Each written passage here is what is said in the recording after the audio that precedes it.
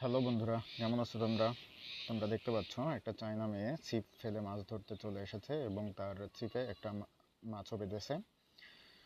তোমরা ইতিমধ্যে দেখতে পাচ্ছ সে অনেক কষ্ট করছে এবং মাছটা ওঠানোর জন্য, কিন্তু কোনোভাবেই মাছটা উঠাতে পারছে না। দেখা যাক উঠাতে পারে কিনা।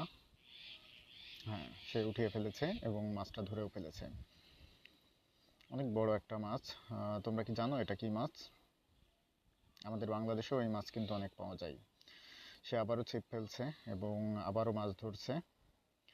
আবারও একটা মাছ ধরে ফেলেছে। দেখা যাক সে একদিনে কি কি মাছ ধরে এবং কতগুলো মাছ ধরতে পারে।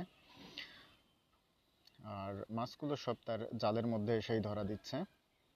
এটাও সিলভার মাছ এবং এখানে এই জালের মধ্যে রেখে দিচ্ছে যাতে মাছগুলো জীবিত থাকে।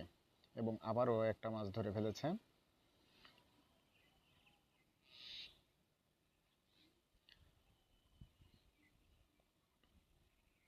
এই মাছটাও ধরে ফেললো সে। সব মিলিয়ে সে তিনটা মাছ ধরলো।